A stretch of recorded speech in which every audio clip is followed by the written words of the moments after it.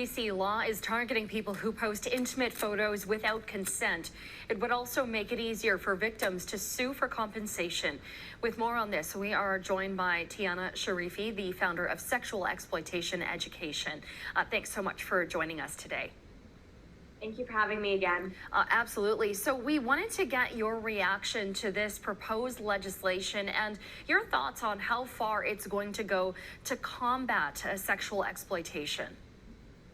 I think this is excellent. We have made an act here that very much demonstrates to victims that we believe in you, we support you, we want to provide with you accessibility to really get change and retribution if something like this happens. I think that this very much communicates that we take violence like this seriously, and we understand that harm done even digitally is still a reality for people. And I think that in terms of what we will see moving forward is that we're going to have more disclosures. A lot of victims don't come forward because they're worried about the long legal process. And so this is going to provide them with an alternative that will be definitely much easier to see results with. Yes, so the government saying that if this legislation is passed, it will create a fast-track process for getting legal decisions on whether images were shared without consent. How important is that? Incredibly. What we find is that a lot of kids, especially, I work with youth specifically, and so what I see is that a lot of them don't come forward, they don't go through the process. They might disclose, but they think that, there's so much shame and stigma around it, there's so much complications with going through the criminal courts that they don't come forward, they don't seek help, and then you see such a consequence afterwards as a result, whether it's mental health or on a more serious note, suicide in some situations that we've seen. So I think what this really demonstrates is that it doesn't need to be criminal. We can also have a civil pursuit. It's much easier. There's less burden of proof.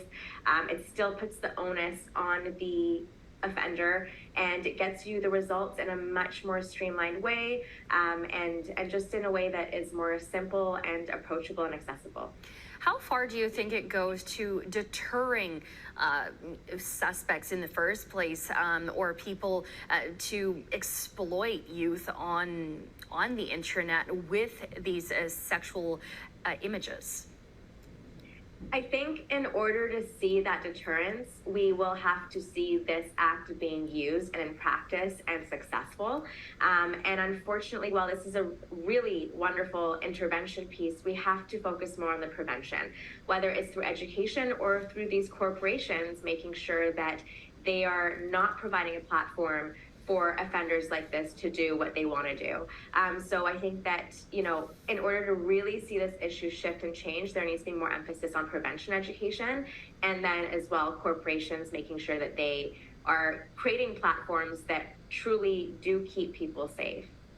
Yeah, and it's just so important just to have the conversation, like you said, because it reduces the stigma for those who might be suffering right now. But we also know, and you kind of alluded to, is there are many legal challenges. We heard from Amanda Todd's mother during the announcement yesterday, and of course we know in her case there was a suspect, an international suspect here. So how difficult do you think it gets when you are dealing with the internet and you're dealing with people all around the world?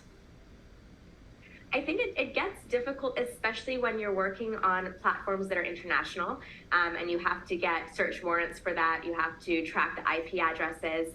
And again, when we're talking about a criminal charge and the process for that and the burden of proof and the jury and the cost, we definitely do see that it does create a better space for the offender. And so this is where I'm really hoping that with a civil pursuit, even if you're international, because it's person to person, and it does not require all these other elements that a criminal charge would, that hopefully we do see more of action being taken and of offenders being held responsible. Well, let's hope that it does, lead to some prevention at the very least. Tiana, thank you very much for joining us today.